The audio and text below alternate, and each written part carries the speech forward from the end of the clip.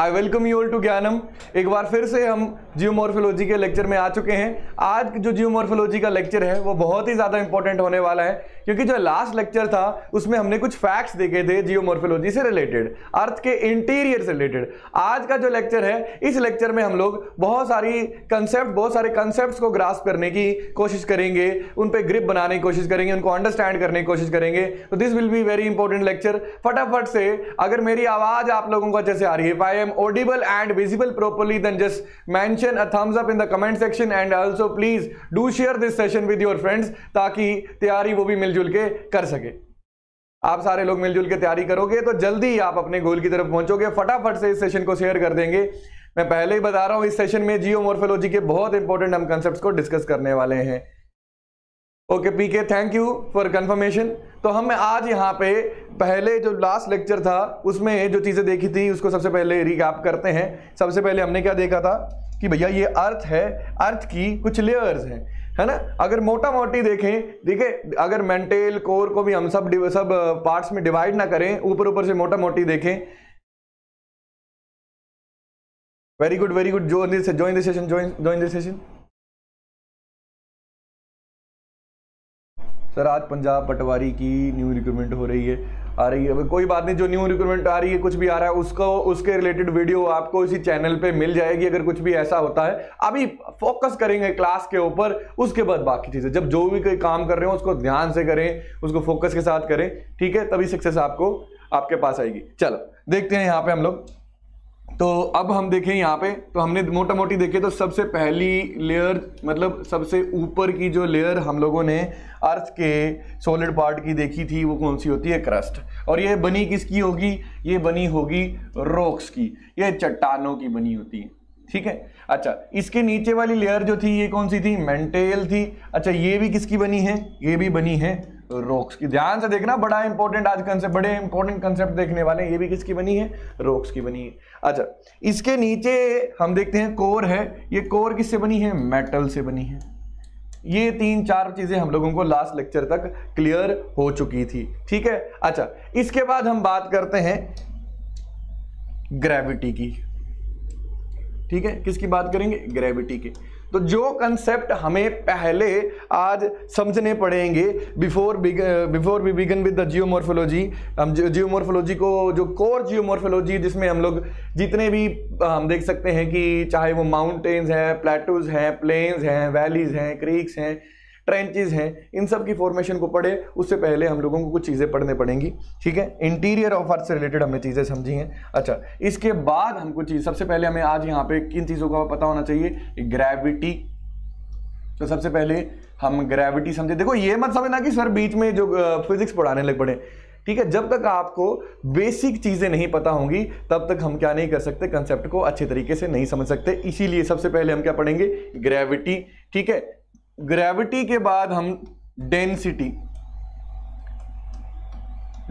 को समझेंगे, और स्पेसिफिकली डेंसिटी के बाद हम देखेंगे डेंसिटी ऑफ, मैं डेंसिटी को यहाँ पे रो या अभी डी लिख देता हूँ, रो लिख देता हूँ। देखो रो जो है ना, ये डेंसिटी को डिनोट करने के लिए इस्तेमाल होता है, ठीक है, सिंबल है। डेंसिटी ऑफ, इसकी डेंसिटी हम देखेंगे यहाँ पे वेरियस लेयर्स ऑफ अर्थ। उसके बाद हमें क्या देखना होगा कि ग्रेविटी उसके ऊपर क्या असर डालती है। उसके बाद हम देखते हैं टेम्परेचर का प्रेशर के साथ क्या रिलेशन है। इसको गोज-लुसाक लॉ कहते हैं, गेज-लुसाक लॉ कहते हैं, ठीक है। ये देखना पड़ेगा। देखो, इसमें मैं पहले कह रहा हूं साइंस, देखो अक्सर जब भी हम लोग जियोमॉर्फोलॉजी पढ़ते हैं हमें ये समझ नहीं आता है ना। जो भी पीपीटी में लिखा होगा उसको हिंदी में समझना, कोई उसको समझ लेना नहीं है, वो आप ट्रांसलेट कर रहे हो। एक एक चीज आपके दिमाग में घुसनी चाहिए, तभी आप यहाँ एग्जाम में सारे, चाहे स्टेटमेंट बेस्ड क्वेश्चन हो, चाहे हम देखते हैं कि जो मॉडिफाइड क्वेश्चन आ रहे हैं आजकल ABC 1 2 3 स्टेटमेंट्स वाले, चाहे मैच द कॉलम्स हो, उनको सोल्व कर पाओगे। इस बात की सीरियसनेस को समझ के इस लेक्चर को आपने पूरे एंड तक देखना। अगर आप भी देखो, जो लोग पूरे एंड तक लेक्चर को देखेंगे ना, वैसे ही जो लोग आधा आधा लेक्चर को देख के प्रोकास्टिनेट करते हैं चीजों को कि बाद में देखूंगा, बेसिकली वो देख नहीं पाएंगे। जो पूरा लेक्चर को देखेंगे वो अपने आप ही क्या करेंगे? उन लोगों से आगे निकल जाएंगे बिना कुछ करे हुए, ठीक है। तो लेक्चर के एंड तक बने रहना है आपने, ठीक है। अच्छा, अब हम देखते हैं इसके बाद अगला देखते हैं बेटा पटवारी का एग्जाम कब हो गया, कोई एग्जाम कब होगा, उसके लिए ना ज्ञानम आपके लिए नोटिफिकेशन लाता है, ठीक है। अभी इसी चैनल पे आपको बहुत सारी नोटिफिकेशन की वीडियोस मिलेंगी, वहां पे जाके आप इन सब चीजों को क्लेरिफाई कर सकते हो, ठीक है। और आपके कमेंट्स को का जल्दी रिप्लाई भी कर देगी टेक्निकल टीम हमारी, डोंट वरी अबाउट इट, ठीक है। अच्छा, उसके अलावा आप जो देखो यहाँ पे डिस्क्रिप्शन में नंबर दिए हैं, उन नंबर पे कांटेक्ट भी कर सकते हैं, तो फटाफट से यहाँ पे देख लेंगे आप लोग, ठीक है। तो ये आपको एक और चीज पढ़नी पड़ेगी, गेज लुसैक लो पढ़ना पड़ेगा, एक ये चीज आपको पढ़नी पड़ेगी, एक और चीज आपको यहाँ पे पढ़नी पड़ेगी, mode of transfer of heat, उसमें भी कन्वेक्शन, कन्वेक्शन, कन्वेक्शन किस में पढ़ना पड़ेगा, मोड ऑफ ट्रांसफर ऑफ। बेटा अगर आपने ये सारे कंसेप्ट पढ़ लिए ना तो जियोमॉर्फोलॉजी आपको यूं होगी। और मैं तुम्हें बता दूं, जियोमॉर्फोलॉजी से कोई भी एग्जाम ले लो जिसमें ज्योग्राफी आती है, पक्का क्वेश्चंस पूछे जाते हैं, ठीक है। और मैं आपको पहले बता देता हूं, आज के टाइम पे आपको कहीं पे भी ये कंसेप्ट नहीं समझाए जाएंगे पहले, सो ये बड़ी एक्सक्लूसिव वीडियो होगी जिसमें आपको पहले ये कंसेप्ट बताए जाएंगे, ठीक है। ये जो ज्योग्राफी की सीरीज चल रही है ना, ये इसी तरीके से एम है कि देखो हमें पता है कि बच्चों को अक्सर क्या है कि बेसिक्स नहीं पता होता, सीधे कह देते हैं, कुछ बातें दिमाग में रह जाएंगी, कुछ नहीं रहेंगी, फिर एमसीक्यू सोल्व करने में बड़ी दिक्कत आती है, डाउट्स आते हैं। अगर उन डाउट्स को आपने खत्म करना है तो याद रखना इसको आपने, ठीक है। ये सारे कंसेप्ट्स पहले पढ़ने हैं, ठीक है। अगर ईमानदारी से मैं आपको बता रहा हूं भैया, ईमानदारी से पढ़ना है इनको, और मैं भी ईमानदारी से ही करवाऊंगा, अदरवाइज कोई भी आप कहीं पे भी आपको ये कंसेप्ट नहीं मिलेंगे। तो ये वीडियो बहुत इंपॉर्टेंट है, ठीक है। अच्छा, कन्वेक्शन, ठीक है। इसके अलावा आपको आर्किमिडीज प्रिंसिपल, आर्किमिडीज प्रिंसिपल, ये जो चीजें हैं ना, ये जो मैं लिख रहा हूं, ये एक एक करके आपको पढ़ने पड़ेंगी, तभी आपको ये टॉपिक जो है समझ आएगा, है ना।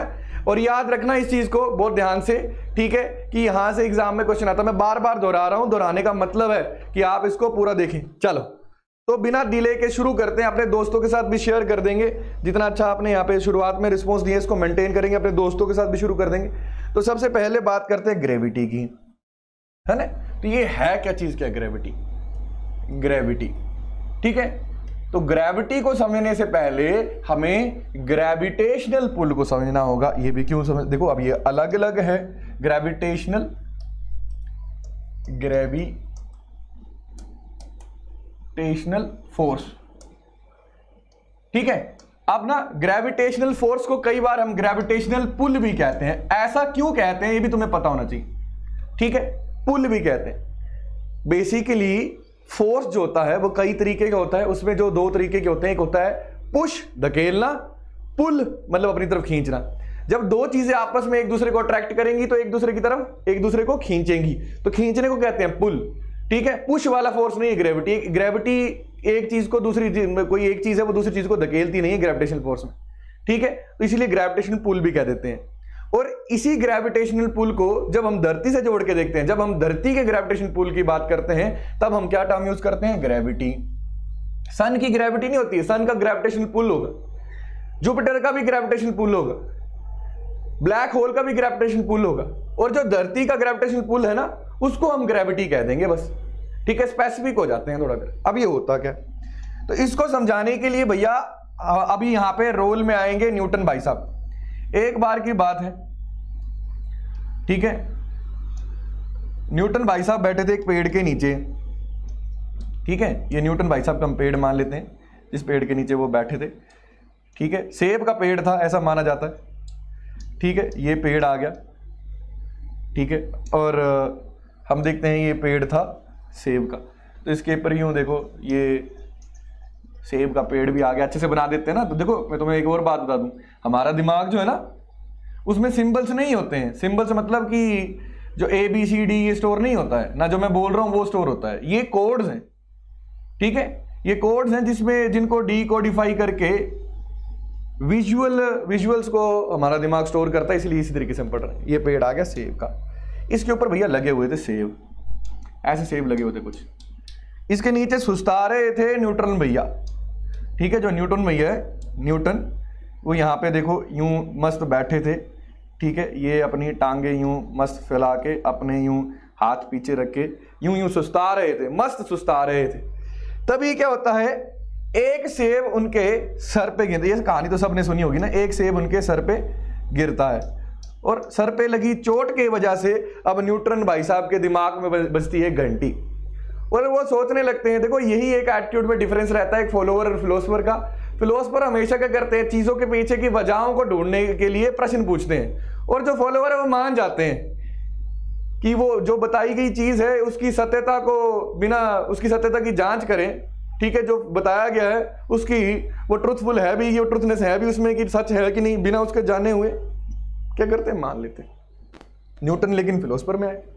अब न्यूटन भाई ने कहा कि ये सेब मेरे सर पे क्यों गिरा, ये ऊपर की तरफ क्यों नहीं गया, ये मेरे सर पे ही क्यों गिरा। जब ये न्यूटन भाई साहब को समझ आएगा तो हम देखते हैं हमें ग्रेविटी भी वो समझा देंगे। ठीक है, अगर मैं इसको स्टाइलिस को फेंकूं तो क्या ये ऊपर जाएगा, नहीं, ये हमेशा नीचे की तरफ आएगा।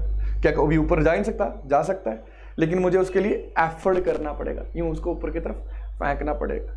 ठीक है, अदरवाइज ये हमेशा नीचे जा रहा है। क्यों? क्योंकि धरती का जो ग्रेविटेशन पुल है जिसको हम ग्रेविटी कहते हैं, इसको नीचे की तरफ खींच रहा है। तो न्यूटन ने कहा ऐसा होता क्यों है, तो उसको जवाब मिला कि भैया एक फोर्स है जिसको हम क्या कहते हैं, ग्रेविटेशनल फोर्स, और वो किस तरीके से काम करती है ये अब इसने न्यूटन ने समझाया। कहता ग्रेविटेशनल फोर्स जो है वो दो मासेस को, दो मास, कोई दो चीजें हैं जिनका क्या है, मास है, कोई भी दो चीजें हैं जिनका क्या है, मास है। ठीक है, फेक न्यूज, न्यू पटवारी रिक्रूटमेंट, बेटा इस बात को तुम चिंता मत लो, फेक न्यूज है ये नहीं है, इसको हम लोग जल्दी से जल्दी इस लेक्चर के बाद ही आपके पास वीडियो पहुंच जाएगी। ठीक है, अभी लेक्चर पे प्लीज फोकस करें। ठीक है, अच्छा, तो हम देखते हैं कि जो न्यूटन भाई साहब हैं, ठीक है, ध्यान देना इस बात पे, तो न्यूटन भाई साहब कहते हैं कि कोई दो बॉडीज हैं, कोई भी दो बॉडीज हैं, दो बॉडीज हैं, कोई भी दो बॉडीज है तो उनका डेफिनेटली क्या होगा, मास तो होगा ही होगा। अब मास क्या होता है, तो मास की मैं बात कर देता हूं। मान लो देखो ये मेरे पास रिमोट है, ये जो रिमोट है ना मेरे पास, ये एक बॉडी है, एक ऑब्जेक्ट है, कोई चीज है, हाँ भाई है, इसकी बॉडी भी। अब ये ना कुछ पार्टिकल से मिलके बना है, और इसके अंदर वो कितने पार्टिकल्स हैं वो मुझे क्या बताते हैं, इसका मास बताते हैं। और मास को बेटा हम लोग हमेशा क्या करते हैं, केजी में मेजर करते हैं, स्टैंडर्ड यूनिट है ये, ग्राम में भी करते हैं, पाउंड में भी करते हैं, टन में भी, केजी में करते हैं। ठीक है, अच्छा, अब याद रखना आप लोग अक्सर वेइंग मशीन के पास जाते होंगे ना, और वहां पे क्या कहते हो आप कि मेरा वजन इतने केजी है, वो गलत है बेटा। जब आप वेइंग मशीन के ऊपर खड़े होते हो तो अपना मास नहीं, अपना वेट कैलकुलेट करते हो, और वेट हमेशा किस में कैलकुलेट होता है, न्यूटन में कैलकुलेट होता है। किस में कैलकुलेट होता है, न्यूटन में कैलकुलेट होता है, ये फोर्स है। ठीक है, केजी में कैलकुलेट नहीं हो सकता ये। ठीक है, अब उस मशीन से निकाले हुए वेट से आप अपना मास निकाल सकते हो, वो सब चीजें देखेंगे, तो शांति से इस लेक्चर में बने रहिए बस। ठीक है, बहुत इंटरेस्टिंग होने वाला है। तो इसके अंदर कितने पार्टिकल्स हैं वो क्या बता रहा है, इसका मास क्या होगा, ज्यादा कुछ नहीं, इसके अंदर कितने पार्टिकल है वो क्या बता रहा है, इसका मास क्या होगा। अच्छा, क्या मैं इसको ना, मेरे को फटाफट से कमेंट में बताना आपने, मैं इसको ना चांद पे ले जाता हूं। ठीक है, मैं इसको कहां पे ले गया, चांद पे लेके गया, तो क्या इसका मास कम हो जाएगा क्या, या जुपिटर पे ले गया क्या इसका मास बढ़ जाएगा, क्या बढ़ेगा, कम होगा, क्या होगा, फटाफट से कमेंट सेक्शन में बताना। ठीक है, तो याद रखना कि जब भी मैं इसको चांद पे ले गया या कहीं पे भी ले गया, इसका मास जो है ना बेटा वो वैसा का वैसा ही रहेगा, क्योंकि इसमें से कुछ पार्टिकल अलग नहीं हुए, जितने पार्टिकल थे उतने ही रहे। हाँ, वेट में फर्क आएगा, वो मैं आगे बताऊंगा वेट में फर्क कैसे आएगा। लेकिन यहाँ धरती पे बैठे बैठे देखो मैंने इसका ये ढक्कन खोला और इसको अलग कर दिया, इस ढक्कन के अंदर भी कुछ पार्टिकल्स होंगे, ये पार्टिकल्स क्या कर दिए मैंने, इसे अलग कर दिए, मतलब इस रिमोट में पार्टिकल अब क्या हो गए, कम हो गए, तो इसका मास क्या हो गया, कम हो गया। वापिस मैं इस ढक्कन को लगाता हूं तो फिर से मास उतना ही हो गया। ठीक है, तो हमेशा कोई भी चीज होगी वो पार्टिकल से बनी होगी, है ना, कोई भी ऑब्जेक्ट है तो ऑब्जेक्ट का हमेशा क्या होगा, मास होगा। और ये कहता है न्यूटन कि जिन भी ऑब्जेक्ट का मास होता है, ठीक है, उनके पास एक प्रॉपर्टी होती है जिसको हम कहते हैं ग्रेविटेशनल पुल। क्या कहते हैं, जिनको हम ग्रेविटेशनल पुल कहते हैं। ठीक है, अब ये न्यूटन भाई साहब कहते हैं कि ये एक ऑब्जेक्ट है, मान लो, ठीक है, इसका मास है m, ये दूसरा ऑब्जेक्ट है, इसका मास क्या है, इसका छोटा m ले लेते हैं। ठीक है, या m1 m2 लेना वैसे ले लेते हैं। कहता है ये दोनों आपस में एक दूसरे को हमेशा क्या करेंगे, अट्रैक्ट करेंगे, मतलब अपनी एक दूसरे की तरफ क्या करेंगे, खींचेंगे। ये हमेशा अपने आप को एक दूसरे की तरफ खींचेंगे, और जो ये खिंचाव है उसी खिंचाव को हम गुरुत्वाकर्षण बल कहते हैं या फिर उसी को ग्रेविटेशनल पुल कहते हैं। उसी को क्या कहते हैं बेटा? हम ग्रेविटेशनल पुल कहते हैं। जो ये एक दूसरे की तरफ अपने आप को खींच रहे हैं ना, उसी बल को हम क्या कहते हैं? ग्रेविटेशनल पुल कहते हैं। उसी फोर्स को हम क्या कह रहे हैं? ग्रेविटेशनल पुल कह रहे हैं। क्या कह रहे हैं? उसी को हम लोग ग्रेविटेशनल पुल कह रहे हैं। आपने बचपन में ना चुंबक के साथ खेले होंगे अक्सर, है ना? तो यूं दो चुंबक अगर आप एक दूसरे के पास रखोगे, एक चुंबक का हिस्सा नॉर्थ होता है, दूसरा साउथ होता है, एक नॉर्थ और एक साउथ। अगर नॉर्थ और साउथ को आपने एक दूसरे के सामने कर दिया तो वो चिपक जाती थी ना। क्यों चिपकती थी? क्योंकि एक चुंबक दूसरे चुंबक को अपनी तरफ खींच रही है, एक फोर्स ऑफ अट्रैक्शन लगा रही है दूसरे के ऊपर और वो आके चिपक जा रही है। वैसे ही देखो ये मैग्नेटिक फोर्स ऑफ अट्रैक्शन थी, वैसे ही दो ऑब्जेक्ट जिनका मास होगा वो अपनी तरफ एक दूसरे की तरफ कौन सी फोर्स लगाएंगे? ग्रेविटी की। कौन सी फोर्स लगाएंगे? ग्रेविटी की फोर्स लगाएंगे, ग्रेविटेशनल पुल लगाएंगे। अब ये ग्रेविटेशनल पुल कितना होगा, इसको न्यूटन भाई साहब ने कैलकुलेट करा। कैसे करा इसको हम देखते हैं। तो न्यूटन ने कहा देखो ये जो मैं खड़ा हूं, ये मैं बैठा हूं, ये मैं कहां बैठा हूं? मैं हूं धरती के ऊपर। न्यूटन ने कहा कि भैया न्यूटन भाई साहब हैं, ये जो पेड़ है ये कहां पे है? धरती के ऊपर। अब धरती एक बड़ा ऑब्जेक्ट है, धरती का मास है, डेफिनेटली है भैया, क्यों नहीं है? ठीक है, धरती का क्या है? मास है। ठीक है, ये धरती है, धरती का मास है और धरती के मास को हमने कितना मान लिया? ये देखो बड़ा M मान लिया। और ये बेचारा छोटू सा सेब है, इस सेब का भी कुछ मास होगा, इसको हमने छोटा M मान लिया। ठीक है, सेब के मास को छोटा M। अब धरती क्या करती है? धरती सेब को अपनी तरफ खींचती है, ये सेब धरती को अपनी तरफ खींचता है। धरती सेब को अपनी तरफ खींचती है लेकिन सेब धरती को अपनी तरफ खींचता है। लेकिन न्यूटन ने देखा कि भैया सेब की तरफ कभी धरती ऊपर की तरफ नहीं जाती है, सेब ही हमेशा नीचे आता है। मतलब जिस ऑब्जेक्ट का मास ज्यादा होगा, जिस ऑब्जेक्ट का मास ज्यादा होगा वो ज्यादा ग्रेविटेशनल पुल ऑब्जेक्ट अप्लाई करेगा दूसरे ऑब्जेक्ट पे।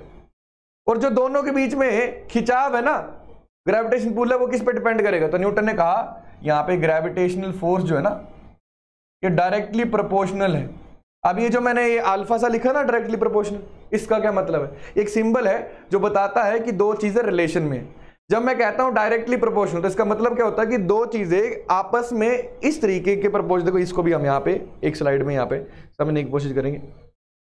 ये मान लो एक लाइन है, ये दूसरी लाइन है, ये लाइन ए है, ये लाइन बी है, ये लाइन ए है, ये लाइन बी है। मैंने कहा देखो नई चीज देखने को मिलेगी। अगर तुम्हें लगता है कि तुम्हें प्रोपोर्शनलिटी कंसेप्ट आता है तब भी ध्यान से देखो, नई चीज ही सीखने को मिलेगी। और मैं तुम्हें बताऊं यहाँ पे तुम शायद थोड़ा अगर नया कुछ सीख जाओ और या फिर गलत सीखा उसको सही कर जाओ।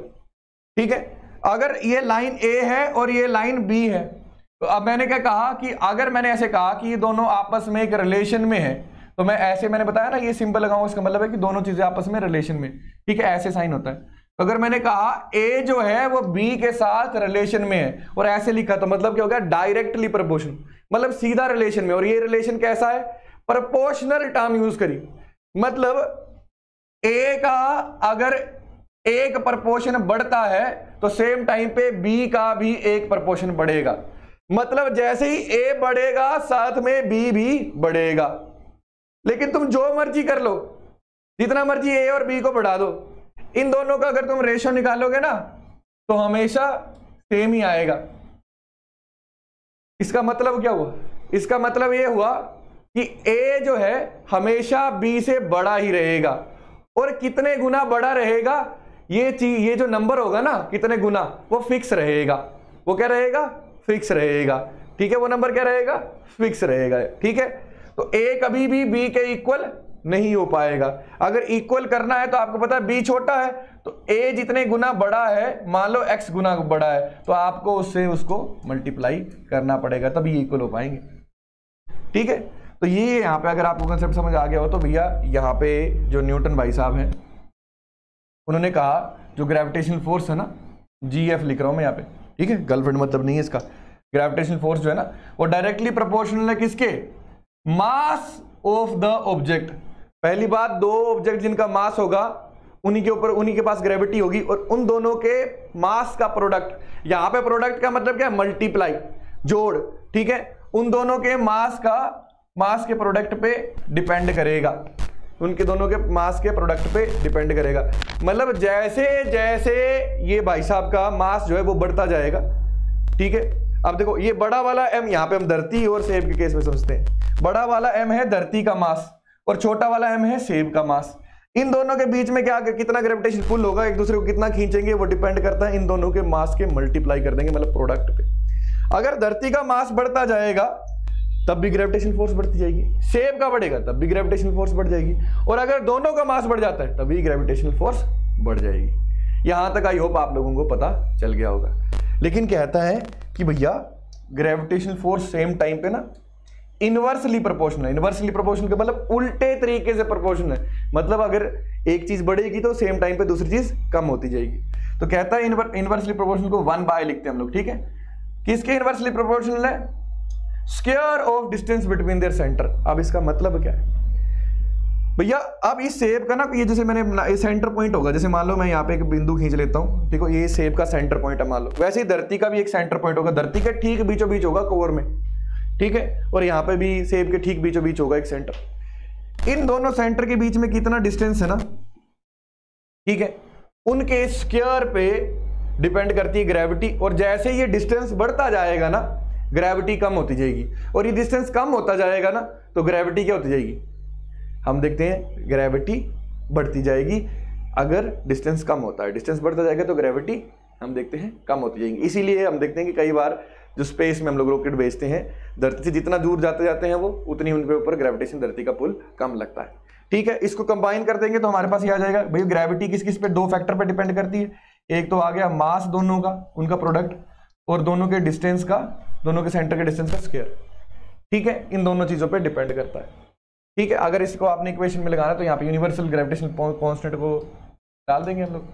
अगर इस आप ग्रेविटी के टॉपिक को डिटेल में समझना चाहते हो तो बेटा इसको कमेंट में बताओ कि आपने ग्रेविटी का टॉपिक डिटेल में पढ़ना है, मैं आपको फिजिक्स में बहुत डिटेल में ये समझा दूंगा, अपने कमेंट सेक्शन में बस आपने अपनी डिमांड को बताना है, ठीक है। अच्छा, ये जी से मैंने डिनोट करा यूनिवर्सल ग्रेविटेशन कांस्टेंट, Gmm/r²। तो हमने जितना कर यहां से समझना था हमें समझ आ गया ग्रेविटी का। अब इससे क्या कंक्लूजन निकला जो हमारे इस टॉपिक के काम आएगा, तो कंक्लूजन लिख लेते हैं यहाँ पे, ठीक है, कंक्लूजन लिख लेंगे यहाँ पे, ठीक है, कंक्लूजन लिख लेंगे यहाँ पे, just give me a second.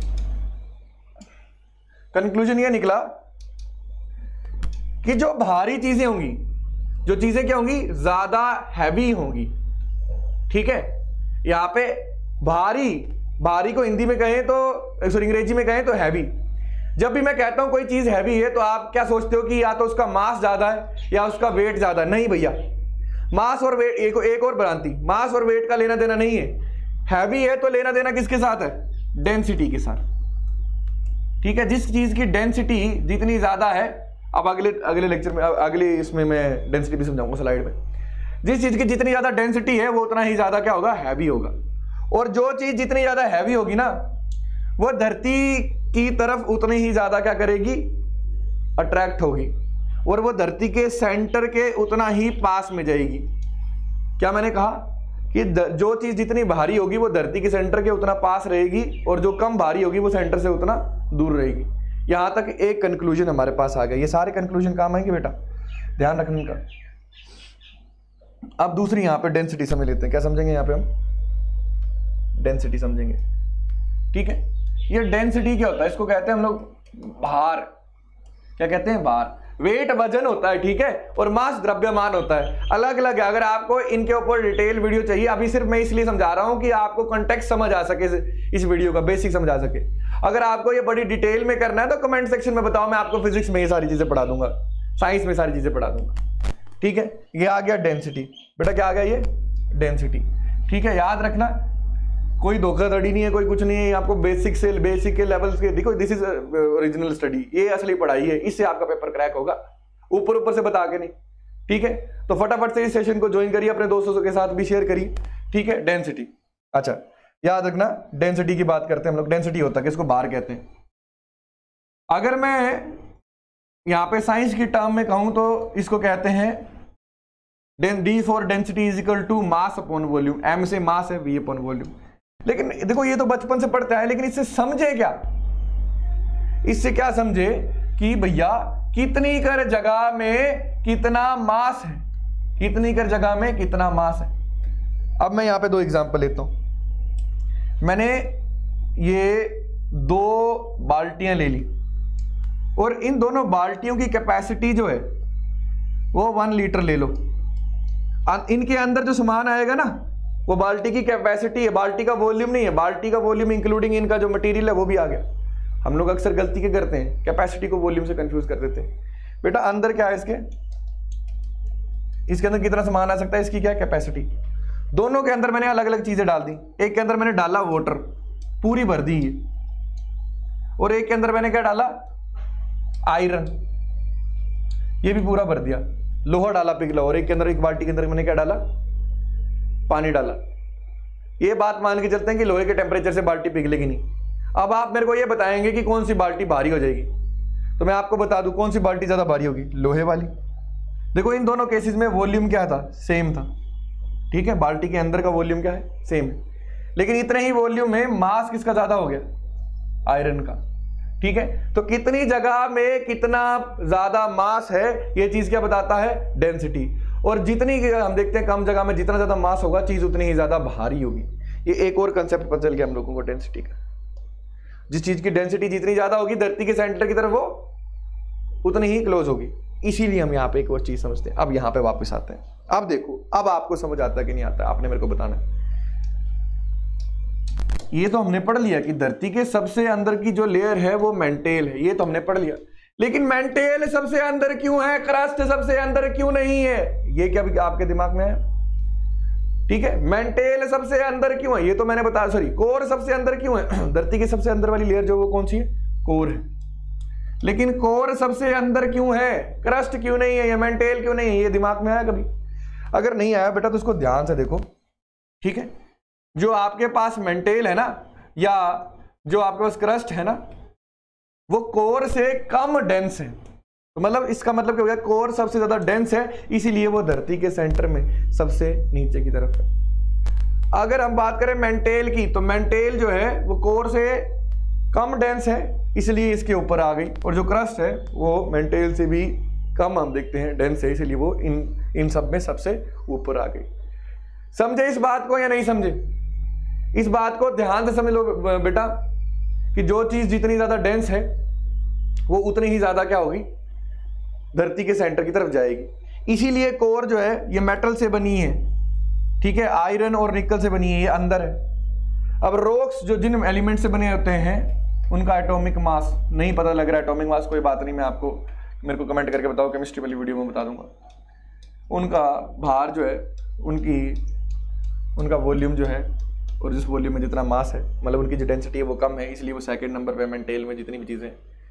और थर्ड नंबर पे क्या है हमारे पास, यहाँ पे क्रस्ट सबसे ऊपर है। तो यहाँ पे वापस आते हैं, हमने कुछ कंसेप्ट यहाँ पे समझ लिए। पहला कंसेप्ट जो हमने यहाँ पे समझ लिया वो कौन सा बेटा, ग्रेविटी समझ लिया, डेंसिटी भी समझ ली, और लेयर्स की भी समझ ली। अब हम लोगों ने यहाँ पे पढ़ना है आर्किमिडीज प्रिंसिपल पहले, फिर इन दोनों के बाद ये चीजें आएंगी। अब आर्किमिडीज प्रिंसिपल की तरफ चलते हैं। देखो सब्र बड़ी इंपॉर्टेंट चीज है, जो सब्र करेगा उसको फल भी उतना ही मीठा मिलेगा। तो आप लोगों में से बहुत सारे जितने भी लोग हैं, अक्सर आपने देखा होगा ये पानी है, ठीक है, मान लो ये पानी है, एक लेक है, ठीक है, मान लो सुखना लेक है, ये कोई भी लेक है, ये लेक है, लेक के किनारे आप गए होंगे, ठीक है, लेक के किनारे अक्सर आप लोग गए ही होंगे। ये लेक है,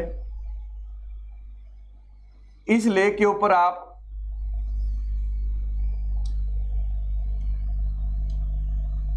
इसके किनारे आप बैठे हो, ये लेक है कोई, और इसके किनारे मान लो कि ये आप खड़े हो, बैठे भी नहीं हो, आप खड़े हो। और अगर आप इस लेक के अंदर एक पत्थर फेंकते हो तो पत्थर जैसे ही गिरेगा वो पत्थर नीचे डूब जाएगा, पत्थर क्या करेगा, नीचे डूब जाएगा। लेकिन अगर आप कोई लकड़ी का टुकड़ा या आप कोई यहाँ पे पेपर का टुकड़ा यहाँ फेंकते हो तो वो क्या करने लगेगा, तैरने लगेगा। या बर्फ का टुकड़ा ही फेंकते हो तो वो तैरने लगेगा। ऐसा क्यों? दो चीजें तैर गई। सोने का यहाँ पे सोने आपने मेटल का सिक्का फेंका यहाँ पे, मान लो आपने मेटल का यहाँ पे क्या फेंका, सिक्का फेंका एक, तो सिक्का भी क्या करेगा, डूब जाएगा। अब ऐसा क्यों हो रहा है कि कुछ चीजें डूब जा रही हैं और कुछ चीजें तैर रही हैं? तो ये एक साइंटिस्ट हुए जिनका नाम था आर्किमिडीज, उन्होंने इस चीज को समझाया। आर्किमिडीज कहते हैं कि जो चीजें हैं, ठीक है, वो तैर फ्लोट किसके ऊपर कर सकती है, फ्लूइड के ऊपर ही फ्लोट कर सकती है। किसके ऊपर, फ्लूइड के ऊपर ही फ्लोट कर सकती है। यहाँ पे फ्लूइड क्या है, पानी, ठीक है। अगर कोई चीज फ्लूइड से किसी चीज की, अब देखो इस फ्लूइड की भी कुछ डेंसिटी है ना, लेक जो है ना, लेक का कोई ना कोई वॉल्यूम होगा और उस वॉल्यूम के अंदर जो पानी है, पानी का मास ही होगा, उस वजह से इसका फ्लूइड का क्या होगा, डेंसिटी होगा, ठीक है। अच्छा, तो लेक की जो डेंसिटी है ना, ठीक है, लेक के पानी की जो डेंसिटी है ना, इससे अगर कोई हल्की चीज आप इसके ऊपर फेंकोगे तो वो क्या करने लगेगी, तैरने लगेगी। क्या करने लगेगी, तैरने। और इसकी डेंसिटी से ज्यादा कोई डेंस चीज आप अगर इस पानी में फेंकोगे तो वो डूब जाएगी। इस केस में सिक्के और पत्थर की डेंसिटी ज्यादा थी और यहाँ पे आइस क्यूब की और जो हमने लकड़ी फेंकी थी उसकी डेंसिटी यहाँ पे कम थी। और भी फैक्टर्स है इसमें, लेकिन फिलहाल के लिए इस कंटेक्स्ट के हिसाब से हमें इतना ही समझना ज्यादा जरूरी था, इसीलिए ये दो चीजें तैरने लगी। आपने यहां तक एक और चीज समझ ली, आर्किमिडीज प्रिंसिपल। क्या समझ लिया, आर्किमिडीज प्रिंसिपल। तो इसी चीज से हमें एक और चीज यहां पे समझ में आती है कि भैया अब यहां पे आप इसको देखो तो हमने देखा कि मेंटेल जो है वो नीचे है और मेंटेल नीचे है और मेंटेल के ऊपर क्या है बेटा, मेंटेल के ऊपर है क्रस्ट। मेंटेल के ऊपर ये क्या है, क्रस्ट है। ये क्या है, क्रस्ट है। मेंटेल ऊपर, मेंटेल नीचे, क्रस्ट ऊपर। अब एक और चीज हमें पता है कि जो दोनों है, दोनों किससे बने हैं, रॉक से बने हैं। क्रस्ट भी किससे बनी है, रॉक से बनी है। मेंटेल भी किससे बनी है, रॉक से बनी है। लेकिन जो मेंटेल के रॉक्स हैं वो ज्यादा हैवी हैं, वो भारी हैं, मतलब मेंटेल ज्यादा डेंस है और जो हमारे पास यहाँ पे क्रस्ट है ये कम डेंस है। ये दो बातें हमें पता चल गई हैं। इसके अलावा तीसरी चीज हम यहाँ पे देखते हैं। अब ये जो मेंटेल है, ये इसमें जो रॉक्स हैं वो मोल्टन फॉर्म में है, जिनको हम मैग्मा कहते हैं, ठीक है। तो ये आर्किमिडीज प्रिंसिपल ही आ गया ना। अब इसके ऊपर क्या है, इसके ऊपर भी रॉक्स हैं सॉलिड स्टेट की, लेकिन कम डेंसिटी की। तो इसका मतलब एक और कंक्लूजन निकला। कंसेप्ट है बेटा, ध्यान से समझो इसको, पूरी वीडियो देखोगे तभी पता चलेगा कि भैया क्रस्ट जो, इसका क्या मतलब निकला, क्रस्ट जो है वो फ्लोट कर रही है। क्रस्ट क्या है, तैर रही है। किसके ऊपर, मेंटेल के ऊपर। क्रस्ट क्या कर रही है, तैर रही है। किसके ऊपर, मेंटेल के ऊपर। एक बेटा कंक्लूजन आपको यहां पे भी निकल गया, ठीक है। अच्छा, ये सब समझ आ गया हमें। अब हम यहां पे देखेंगे गेज लुसैक लो, ठीक है, ये वाला। इसको भी हम काट देते हैं और देखते हैं। इसके लिए आपको मम्मी की याद आने जरूरी है, ठीक है, क्योंकि इसका सारा एग्जाम्पल किससे रिलेटेड है, प्रेशर कुकर। ये मान लो एक आपके पास प्रेशर कुकर है, ठीक है भाई। प्रेशर कुकर बड़ी कमाल की चीज है, बम है, एक बम भी बन सकता है। और ये अगर सही तरीके से इस्तेमाल करोगे तो आप फ्यूल बचा के आपकी गैस जो एलपीजी में खर्चा आ रहा है ना, उसको बचा भी सकता है, ठीक है। और अगर प्रेशर कुकर को आप देखो तो ये बहुत सारी चीजें आपको साइंस की समझा भी देगा। ये एक प्रेशर कुकर है, ये आपने देखा ही होगा, है ना। जो खाना पैन में 2 घंटे या 4 घंटे से बनेगा, प्रेशर कुकर में वही खाना क्या करता है, जल्दी बन जाता है। ये आपने नीचे से आग लगा दी भाई, और एलपीजी की आग बेटा इसलिए नीली रहेगी क्योंकि जो एलपीजी है, याद रखना एलपीजी क्या होती है, ठीक है। ये जो एक्स्ट्रा टिप्स देता हूँ ना मैं तुम लोगों को, चीजें बताता हूँ बेटा, यहीं से पेपर में आता है, तो ना इसको थोड़ा सीरियस होके देखा कीजिए, आपको ये ना लगे ना कि यहाँ से सर क्या बता रहे हैं, यहीं से पेपर में आता है। एलपीजी क्या होता है, लिक्विड पेट्रोलियम गैस, तुम ये कहोगे बेटा, ये तो फुल फॉर्म है। कंपोजिशन क्या होती है, कंपोजिशन होती है यहां पे प्रोपेन प्लस ब्यूटेन। ये जो C3H8 है इसको क्या कहते हैं, प्रोपेन, और दूसरा क्या, ब्यूटेन। अगर इनके बारे में डिटेल में वीडियो चाहिए फिर भी मेरे को कमेंट करके बताओ, मैं केमिस्ट्री में बताऊंगा आप लोगों को। प्रोपेन और ब्यूटेन जो है ना बेटा, ये प्रोपेन और ब्यूटेन दोनों के दोनों जो है, ध्यान रखना इस बात को, प्रोपेन प्लस ब्यूटेन, ये दोनों जो है ना, बहुत ध्यान से सुनना इसको, ठीक है।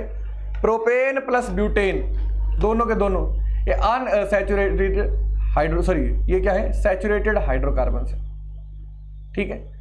जब इनको जलाते हैं तो ब्लू कलर की फ्लेम निकलती है। डिटेल में चाहिए तो मैं आपको, मेरे को बताना, केमिस्ट्री में करवाऊंगा, दैट्स व्हाई हमने ये ब्लू कलर का बनाया, ठीक है। आपने देखा होगा कि जैसे जैसे आप फ्लेम बढ़ाते जाते हो, मतलब जैसे जैसे टेम्परेचर प्रेशर कुकर का बढ़ता जाता है, अब देखो कुकर में ना कुछ भी बनाना हो ना बेटा तो आपको ना पानी डालना ही पड़ेगा, बिना पानी के ना आप सिर्फ एग टू पॉपकॉर्न बना सकते हो कुकर के अंदर, वो भी ये ढक्कन खोल के, ढक्कन बंद करके आपको पानी डालना ही पड़ेगा।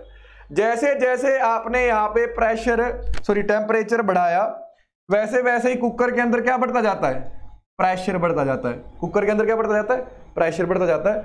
और जैसे टेम्परेचर ज्यादा हो जाता है ना फिर ये कुकर की सीटी यहाँ से, है ना, ये कैसे काम करता है कुकर, प्रेशर कुकर कैसे काम करता है, ये भी आप लोगों को मैं फिजिक्स में ही पढ़ाऊंगा, ठीक है, डिटेल में।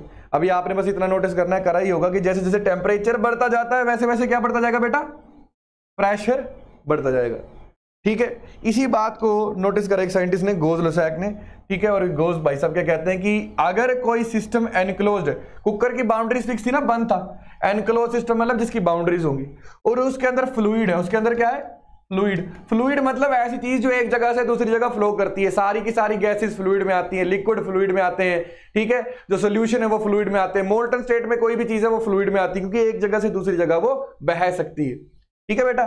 तो अगर यहाँ पे फ्लूइड है ना, कोई भी एनक्लोज सिस्टम है जिसके अंदर क्या है, फ्लूइड है। अब इस फ्लूइड को अगर आप हीट करोगे, मतलब इसका टेम्परेचर बढ़ाओगे, तो अपने आप से ही इसका अगर तुम टेम्परेचर बढ़ाओगे तो इसका प्रेशर भी बढ़ जाएगा, ठीक है बेटा। इस वीडियो को जो बच्चे बिगिनर है, जिनको पढ़ने में दिक्कत होती है, वो पूरा देखेंगे।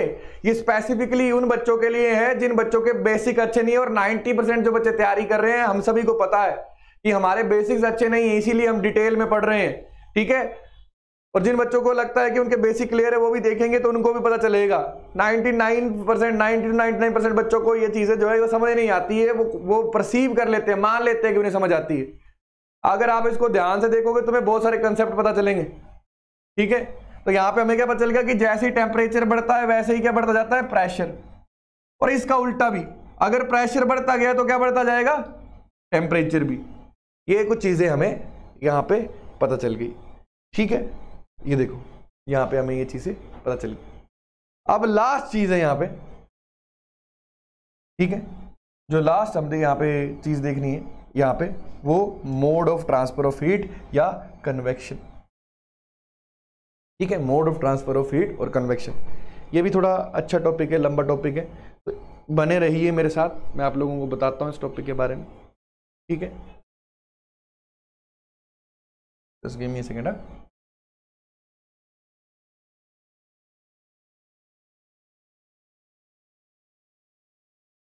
चलो भाई, अभी हम लोगों ने यहाँ पे देखना है हीट।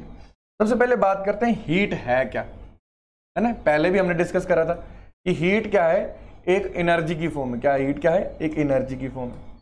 जहां पे भी मोशन होगा ना, आप हाथ रगड़ के देखो, आप चल के देखो, जहां का भी बेटा मोशन होगा ना, वहां पे क्या होगा, हीट प्रोड्यूस होगी प्लस साउंड प्रोड्यूस होगी, याद रखना, ठीक है। और हीट से ही एसोसिएटेड क्या है, टेम्परेचर। अब टेम्परेचर क्या होता है, याद रखना आपने, टेम्परेचर क्या होता है, measure of hotness of a body. किताबों में हॉटनेस एंड कोल्डनेस भी लिखा होगा, लेकिन मैं तुम्हें पहले बता दूं कि जितनी भी चीजें हैं पूरी दुनिया में सारी की सारी मोशन में है, इसलिए उनके पास कुछ ना कुछ हीट रहती है, बेशक कम होगी लेकिन रहती ही रहती है, क्योंकि सारी चीजें, सारे ऑब्जेक्ट्स बने हैं सब एटॉमिक पार्टिकल से, है ना।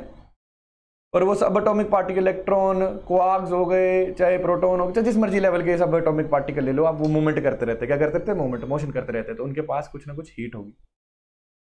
फॉर एग्जाम्पल, अगर मैं कहूंगा मैं गर्म हूं या बर्फ की सिल्ली गर्म है, तो आप कहोगे सर आप गर्म है, या हम लोग गर्म हैं, बर्फ की सिल्ली तो ठंडी है। लेकिन सेम टाइम में मैं कहूंगा आप लोग गर्म है कि सूर्य गर्म है, आप कहोगे सर आप तो ठंडे हो, सूरज गर्म है। तो ये कंपैरेटिव है ना, कंपैरेटिव चीज है, ठीक है, टेम्परेचर वाला, ठीक है। अच्छा, इसके साथ मैं तुम्हें एक क्वेश्चन देता हूं, मुझे बताना है आप लोगों ने।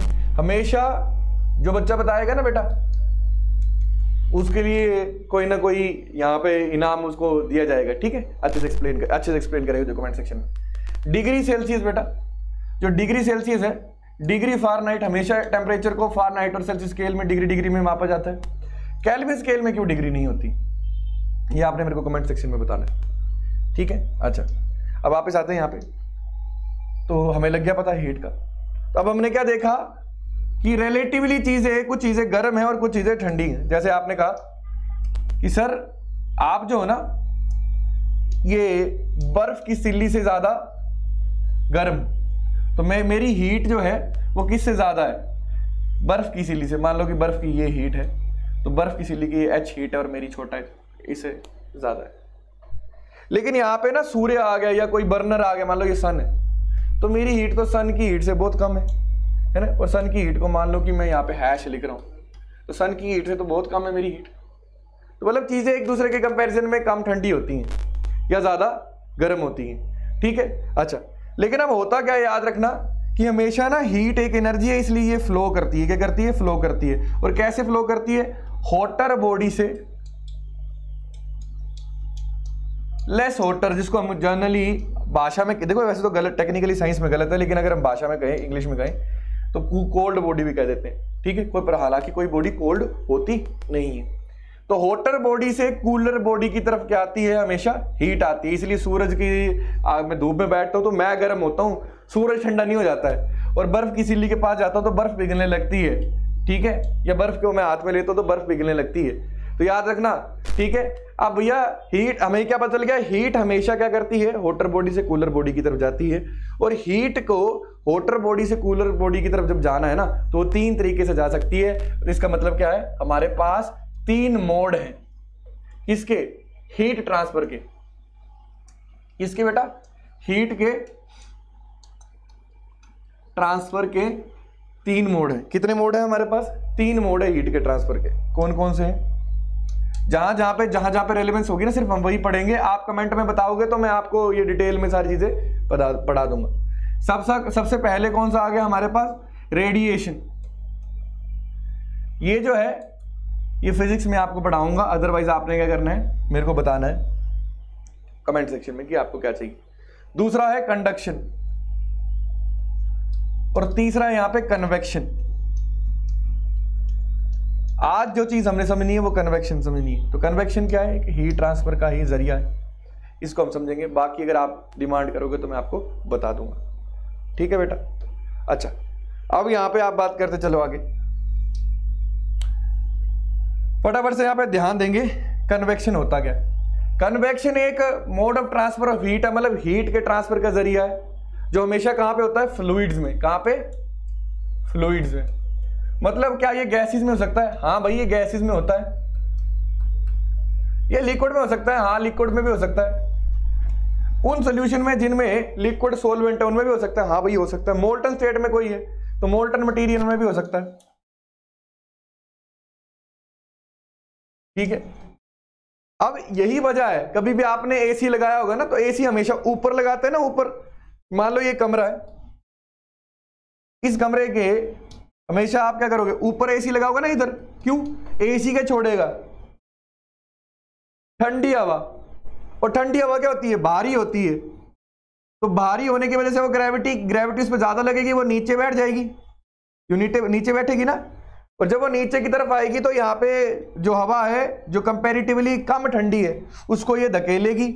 तो वो जो गर्म हवा है वो क्या करेगी? ऊपर की तरफ चली जाएगी। लेकिन कुछ टाइम बाद जो यहाँ पे हवा आई है वो भी क्या हो गई? गर्म हो गई। तो यहां से एसी से और हवा आई, उसने उसको रिप्लेस कर दिया, और ऐसे ही यहाँ पे क्या चलने लग पड़ा? एक साइकिल चलने लग पड़ा।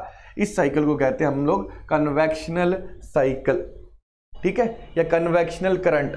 करंट मतलब क्या है? Movement of anything with time.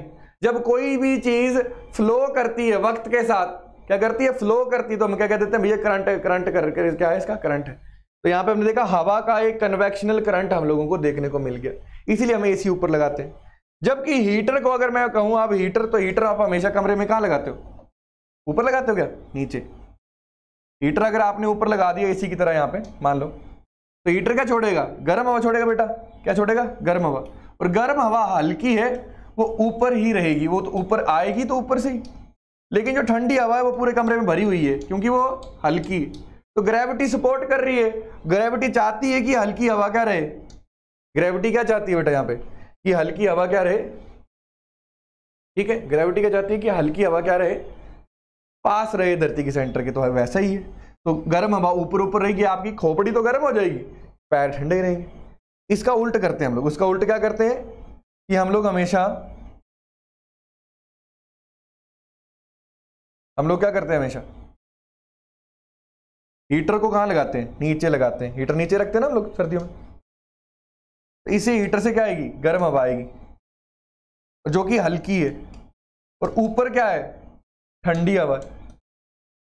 अब ये ठंडी हवा बाहरी है तो ये नीचे आएगी और इसके बदले में हम देखते हैं कि ये गर्म हवा ऊपर चली जाएगी, तो ऐसे एक और कन्वेक्शनल करंट बनेगा। इसका एक और अच्छा एग्जांपल है जो आप लोगों ने देखा होगा, सर्दियों में अगर आप बाल्टी से नहाए हो, अगर आप सर्दियों में बाल्टी से नहाए हो तो बाल्टी के अंदर हमेशा नीचे क्या करते हैं, गर्म पानी डालते हैं ना। नीचे आप क्या करोगे, हमेशा गर्म पानी डालोगे, ठीक है, और उसके ऊपर फिर क्या करोगे, आप ठंडा पानी डालोगे उसको मिक्स करने के लिए, गुनगुना पानी डालोगे, तो गुनगुना करना है अगर इस पानी को, तो अपने आप क्या होगा, कुछ देर के बाद क्या होगा, ठंडा पानी जो है ये बाहरी है इसलिए ग्रेविटी की वजह से नीचे की तरफ जाएगा और ये जो गर्म पानी है वो ऊपर की तरफ चला जाएगा, तो अच्छे तरीके से ये मिक्स हो जाएगा। तो अब मिक्स क्यों हो गया, क्योंकि गर्म पानी ने ठंडे पानी को कुछ अपनी क्या दे दी, हीट दे दी, ठीक है। गर्म पानी ने अपनी हीट किसको दे दी, थोड़ी कर ठंडे पानी को दे दी। इस वजह से हम देखते हैं कि यहाँ पे mode of transfer of heat हो गया, और इस तरीके के mode of transfer of heat को हम क्या कहते हैं, कन्वेक्शन कहते हैं। डिटेल में पढ़ना है तो बेटा फिजिक्स में पढ़ाऊंगा, कमेंट करके बता देना, ठीक है। अच्छा, अब यहाँ पे आपने याद रखना है, ठीक है, कि अगर इसका उल्टा करोगे ना तो सर्दियों में बड़ा अच्छा जवाब मिलता है। गर्म पानी ऊपर, ठंडा पानी नीचे, दो जग तो गर्म गर्म आएगा, ठंडा पानी सर पे गिरेगा तो तुम्हें अकल ठिकाने लग जाएगी, तो उस दिन कन्वेक्शन का कंसेप्ट समझ आएगा। चलो यहाँ पे लग गया पता। तो अब हम देखते हैं यहाँ पे धरती के कंपैरिजन में, ये देखो ये है बेटा धरती, ठीक है, ये है धरती। अब यहाँ पे ध्यान देना, ये है आपके पास क्रस्ट, ये क्या आ गई आपके पास, क्रस्ट आ गई। क्रस्ट के नीचे ये है मेंटेल। अब मैंने ये बात तो आपको कंक्लूजन बता ही दिया था कि मेंटेल के ऊपर क्रस्ट क्या कर रही है, तैर रही है। मेंटेल के ऊपर क्रस्ट क्या कर रही है, तैर रही है। क्यों तैर रही है मेंटेल के ऊपर क्रस्ट, मेंटेल के ऊपर क्रस्ट तैर रही है। किसके ऊपर क्रस्ट तैर रही है, मेंटेल के ऊपर। क्यों, क्योंकि हल्की है। अब देखना, मेंटेल जो है इसके ऊपर जो क्रस्ट है इसका मास है, हाँ भैया मास है। अब इस मास को धरती का सेंटर अपनी तरफ खींच रहा है क्या, हाँ भैया खींच रहा है। तो ये मास क्या एक्सेलरेट हो रहा है, हाँ भैया। और जब कभी मास कोई एक्सेलरेट करता है ना तो न्यूटन का सेकंड लॉ इसको क्या कहते हैं हम लोग, फोर्स कहते हैं बेटा, ठीक है। और जब ये फोर्स ना 90 डिग्री पे एक्ट करता है तो उसको क्या कहते हैं, प्रेशर। मतलब क्रस्ट के प्रेशर की, क्रस्ट के मास की वजह से मेंटेल पे क्या लग रहा है, प्रेशर। क्या लग रहा है, प्रेशर। अब देखो ये दो पॉइंट है, एक पॉइंट है ए, इसके ऊपर इतना सारा मटेरियल है, ये देखो इतना सारा मटेरियल है, और ये एक पॉइंट है बी, इसके ऊपर क्या है, इतना सारा मटेरियल है, ठीक है। जरा मेरे को एक सेकंड देंगे, मैं जरा इसको हम लोग थोड़ा सही करें, ठीक है। अच्छा, इसके ऊपर भी यहाँ पे पॉइंट बी थोड़ा नीचे ले लेते हैं, इसके ऊपर भी क्या है। अच्छा, अब मेरे को आपने बस इतना बताना है किसके ऊपर प्रेशर ज्यादा होगा। डेफिनेटली पॉइंट बी के ऊपर प्रेशर ज्यादा होगा, क्योंकि यहां से यहां तक जो चीजें हैं उसका मास कम है यहां से यहां तक की चीजों के कंपैरिजन में। इन चीजों का टोटल मास ज्यादा है, इसीलिए मास ज्यादा है, एक्सेलरेशन सेम ही रहेगी, इसलिए फोर्स भी ज्यादा होगा और प्रेशर भी ज्यादा होगा। यहां तक आपको कंसेप्ट समझ आ गया। तो यहां पे अब हम देखते हैं, आगे चलते हैं, ठीक है। मतलब क्या हो गया, ये आ गई क्रस्ट, क्रस्ट के नीचे ये आ गई मेंटेल, ये क्या आ गई क्रस्ट के नीचे, मेंटेल आ गई, बहुत बड़ी है, ठीक है। तो मेंटेल में दो पॉइंट है बेटा, पॉइंट ए ऊपर इधर ये आ गया पॉइंट ए, और नीचे पॉइंट बी। अब पॉइंट बी पे प्रेशर ज्यादा है, तो अभी हमने थोड़ी देर पहले क्या पढ़ा, गोज-लुसैक लॉ। तो मतलब इस पॉइंट पे टेम्परेचर भी ज्यादा हो जाएगा प्रेशर ज्यादा होने की वजह से, तो इस पॉइंट पे ये जो मैग्मा है ये क्या हो जाएगा, ज्यादा गर्म हो जाएगा। ये मैग्मा क्या हो जाएगा, ज्यादा गर्म हो जाएगा। और ऊपर की तरफ जाएंगे तो मैग्मा कंपैरेटिवली क्या है, ठंडा है, और ठंडा होता जा रहा है। मतलब पॉइंट ए पे जो मैग्मा है वो कम, हम देखते हैं क्या है, गर्म है, मतलब कंपैरेटिवली ठंडा है। अब ठंडा है तो याद रखना, जब कोई चीज ठंडी होती है ना तो वो हल्की, वो भारी हो जाती है। तो ग्रेविटी क्या करेगी, ठंड, इसके भारी होने की वजह से इसको क्या करेगी, नीचे की तरफ खींचेगी। और जब ये नीचे की तरफ जाएगा तो जो हल्का मैग्मा है इसको ऊपर की तरफ धकेलेगा, तो ये मैग्मा क्या करेगा, ये ऊपर की तरफ चला जाएगा। ये देखो, तो बीच में ये क्या कर रहे हैं, अपनी हीट को एक्सचेंज भी कर रहे हैं, ठीक है। इसीलिए मैंने ये पिंक कलर से दिखाया। अब यहाँ पे बेटा एक और बात यार तुमने ध्यान से याद रखनी है, बहुत अच्छे से याद रखनी है, ठीक है। अब ये बी जो है ये कहां पे पहुंच गया, ऊपर पहुंच गया, जो बी मैग्मा था, और ये ए वाला जो मैग्मा था वो कहां पे पहुंच गया, मैग्मा मान लो इसको, ठीक है। जो बी पॉइंट पे मैग्मा था उसका हमने नाम ही बी रख दिया था, जो ए पॉइंट पे मैग्मा था उसका ए। अभी पॉइंट हम भूल गए क्योंकि पॉइंट का काम यहाँ पे हो गया आपको समझाने का। अब हमने कहा कि नीचे वाला जो मैग्मा ऊपर आया उसका नाम बी है और जो नीचे चला गया उसका नाम ए। अब देखो, अब ये ठंडा वाला मैग्मा जो है वो नीचे आया, इधर आ गया, और ये गर्म वाला कहाँ चला गया, ऊपर चला गया। थोड़ी देर के लिए हमने ये मान लिया, तो ये काम उलट पुलट नहीं हो गया। नीचे मैग्मा ठंडा, सॉरी ऊपर मैग्मा गर्म हो गया, और नीचे क्या हो गया, ये देखो ठंडा हो गया। लेकिन विद सम टाइम, क्योंकि नीचे वाला जो मैग्मा है उस पर क्या पड़ेगा, प्रेशर ज्यादा, तो ज्यादा प्रेशर बढ़ने की वजह से हम देखते हैं यहाँ पे हीट बढ़ जाएगी और नीचे वाला मैग्मा क्या हो गया, गर्म हो गया। नीचे वाला मैग्मा गर्म हो गया और जो ऊपर पहुंचा था वो ठंडा हो गया, क्योंकि इतना ज्यादा यहाँ पे क्या नहीं है, प्रेशर नहीं है। तो इसी वजह से फिर से जो बी ऊपर पहुंचा ना, जो बी वाला ऊपर पहुंचा था ना, अब ये क्या हो चुका है, ये हो चुका है ठंडा, इसलिए जाएगा नीचे, और ए एक बार फिर से कहां चला जाएगा, ऊपर, क्योंकि ये हो चुका है गर्म। तो ऐसे ही बार बार बार बार बार बार बार ये साइकिल चलता रहेगा। इसको हम क्या कहेंगे, एग्जाम तो हो गया, फिर ये प्रिपरेशन। बेटा एग्जाम जिंदगी में एक ही बार नहीं होगा, जिंदगी अपने आप में एक एग्जाम है, जिंदगी से बड़ा इम्तिहान कोई नहीं है, ठीक है। कीप प्रिपेयरिंग, ठीक है। प्रिपेयर करने में कोई कुछ हर्ज नहीं जाता है सीखने में। अभी आप लोगों को मैं बता दूं, बहुत सारे एग्जाम्स आए हैं। अगर सेंटर लेवल की बात करें तो रिसेंटली 2-4 दिन पहले CDS की, ठीक है, और NDE की नोटिफिकेशन निकली है। जो ग्रेजुएट्स हैं वो CDS के एग्जाम भर सकते हैं, जो +2 पास हैं वो भर सकते हैं NDE का एग्जाम, और ये बहुत अच्छी अपॉर्चुनिटी है फीमेल्स के लिए भी और मेल्स के लिए भी, ठीक है। तो तैयारी करने में कोई हर्ज नहीं है, ठीक है। कोई आगे भी और एग्जाम्स आने वाले हैं। अभी ये भी अंदाजा लगाया जा रहा था कि चंडीगढ़ के SI और कांस्टेबल के लिए शायद कुछ एग्जाम्स, कुछ पोस्ट आने वाली हैं, ठीक है। उसके लिए डिटेल जो नोटिफिकेशन है वो आपको गैलम के चैनल पे मिल जाएगी, ठीक है। तो पेपर तो आने ही वाले हैं, ठीक है, पेपर तो आते ही रहते हैं। आप यहाँ पे फटाफट करिए। जो हिमाचल के कुछ एग्जाम तैयार कर रहे थे वहाँ पे हिमाचल एडमिनिस्ट्रेटिव सर्विसेज का पेपर आया हुआ है। बहुत सारे पेपर जो हैं, पंजाब के बहुत सारे पेपर आ रहे हैं, हरियाणा के बहुत सारे आने वाले टाइम में पेपर आने वाले हैं। तो वो एग्जाम की तुम चिंता मत करो, वो बस तैयारी रखो अपनी, ठीक है। चलो आगे हम लोग चलते हैं, ठीक है। पेपर से 2 दिन पहले तैयारी करके थोड़ी बेटा पेपर क्रैक होता है ना। पेपर से 1 महीना पहले या 2 महीना पेपर का, फिर तो जिंदगी में पेपर क्रैक नहीं होगा, है ना, ऐसे नहीं होता, ठीक है। चलो हम देखते हैं आगे।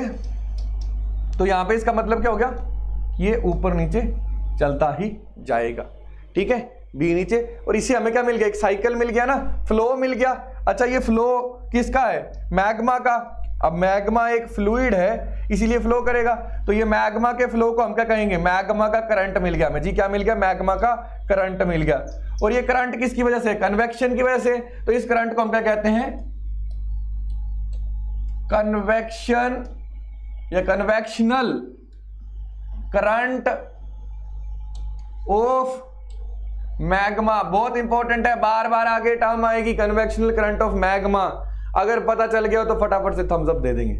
कन्वेक्शनल करंट ऑफ मैग्मा, ठीक है। क्या कहते हैं बेटा इसको, कन्वेक्शनल करंट ऑफ मैग्मा, ठीक है। यहां से आपको कन्वेक्शनल करंट ऑफ मैग्मा का अच्छे से पता चल गया। और ये कन्वेक्शनल करंट कहां पे चलता है, इधर देखो, यहां पे अगर तुम देखोगे तो ये चलता है मेंटेल में, ऐसे, ये ऐसे चल रहा है। मेंटेल में बहुत सारे कन्वेक्शनल करंट हैं ऐसे, ठीक है। ये कन्वेक्शनल करंट बहुत सारे मेंटेल में इस तरीके से चल रहे हैं, ठीक है। आप मेंटेल को देखोगे तो यहाँ पे बहुत सारे कन्वेक्शनल करंट्स चल रहे हैं। यहां तक ध्यान से आप लोगों ने देख लेना है, ठीक है। थोड़ा पेशेंस रखिए, थोड़ा सा और करेंगे आज, उसके बाद बेशक हम लोग क्या करेंगे, आगे चले जाएंगे, अगले लेक्चर में कंटिन्यू करेंगे, ठीक है। अच्छा अब इसका मतलब क्या हो गया, ये बेचारी क्रस्ट ऊपर बैठी हुई है, इसको कुछ पता नहीं है, मासूम क्रस्ट। इसके नीचे क्या है, मेंटेल। मतलब मेंटेल में जो मैग्मा है वो मूवमेंट कर रहा है। मैग्मा क्या है, मेंटेल में क्या कर रहा है, मूवमेंट कर रहा है। अच्छा आपने ना एक कश्ती बनाई कागज की, वो आपने रुके हुए पानी के ऊपर रख दी तो कश्ती कहीं नहीं जाएगी। लेकिन आपने वो चलते हुए पानी के ऊपर रख दी तो क्या होगा, कश्ती चलती जाएगी, चलती जाएगी, जिस दिशा में पानी का फ्लो है उस दिशा में चलती जाएगी। तो वही यहाँ पे होगा। तो ये मैग्मा के अंदर कन्वेक्शनल करंट बनेंगे। मान लो एक कन्वेक्शनल करंट कुछ इस तरीके से बन रहा है, इस डायरेक्शन में, दूसरा इस डायरेक्शन में बन रहा है। तो इससे मैग्मा जो है ये वाला, ये फ्लो करने लगेगा इस डायरेक्शन में, और कुछ मैग्मा इस डायरेक्शन में फ्लो करने लगेगा। अब मैग्मा के ऊपर जो फ्लोट है, सॉरी जो क्रस्ट है वो फ्लोट कर रही है, तो क्रस्ट क्या करेगी, अगर एक ही डायरेक्शन में होता ना ये फ्लो, तो सारी क्रस्ट इस तरफ फ्लो कर देती, अगर वो डायरेक्शन इस तरफ होती तो क्रस्ट इस तरफ फ्लो करती। लेकिन यहाँ पे देखो डायलेमा देखो, आधा मैग्मा इस तरफ मूवमेंट कर रहा है, आधा इस तरफ कर रहा है। इस केस में आधा कुछ फोर्स इस तरफ लगेगा, कुछ फोर्स इस तरफ लगेगा क्रस्ट पे। अब क्रस्ट रॉक से बनी हुई है, हमने देखा था ब्रिटल है, रॉक भी ब्रिटल होती है, टूट जाती है। जब किसी ब्रिटल चीज को आप फोर्स लगाओगे, दो तरफ से खींच रहे हो, तो इस क्रस्ट में क्या आ जाएंगे, टुकड़े आ जाएंगे। इस क्रस्ट में क्या हो जाएगा, टुकड़े, हाँ टुकड़े आ जाएंगे। और ये जो हमारी क्रस्ट है ना, ऐसे ही ना टुकड़ों में बटी हुई है, ये देखो ऐसे ही क्रस्ट के क्या हुए हैं, बहुत सारे टुकड़े हुए हैं। और इन टुकड़ों को हम, क्रस्ट के इन टुकड़ों को कहते हैं टेक्टोनिक, क्या कहते हैं इनको, टेक्टोनिक प्लेट्स। क्या कहते हैं इनको, टेक्टोनिक प्लेट्स। इन क्रस्ट के टुकड़ों को क्या कहते हैं हम लोग, टेक्टोनिक प्लेट्स कहते हैं। आज तुम्हें यह पता चल गया बेटा कि टेक्टोनिक प्लेट्स बनी कैसे, ठीक है, टेक्टोनिक प्लेट बनी कैसे। बहुत ही लेमन टर्म में मैंने आप लोगों को यह समझाने की कोशिश करी है कि टेक्टोनिक प्लेट्स बनी कैसे। तो बिना किसी हिचक के इस लेक्चर को 2-3 बार देखिए, आपको बहुत गहराई से ये टॉपिक समझ आ जाएगा। बहुत आसान शब्दों में मैंने आपको यहां पे बताया है आज टेक्टोनिक प्लेट्स के बारे में। और इन्हीं टेक्टोनिक प्लेट्स की मूवमेंट की वजह से आपके पास जितने भी लैंड फॉर्म्स हैं, माउंटेन्स हो गए, क्रीक्स हो गए, ट्रेंचेस हो गए, प्लेटूज हो गए, ठीक है, वोल्केनोज हो गए, जितने भी पत्थर हैं वो सारे के सारे इन्हीं टेक्टोनिक प्लेट्स की मूवमेंट की वजह से बनते हैं। जो साथ के साथ कॉन्टिनेंट है उन्होंने भी शेप इसी की वजह से ली है। तो ये था आज का वीडियो। आई होप आप लोगों को बहुत सारी चीज़ें क्लियर हुई होंगी। इसी के साथ ये क्लास खत्म करते हैं, मिलेंगे किसी अगले लेक्चर में, तब तक के लिए अलविदा। इस सेशन को अपने दोस्तों के साथ शेयर करना ना भूलिएगा और इसको लाइक भी कर देना। Have a very good time.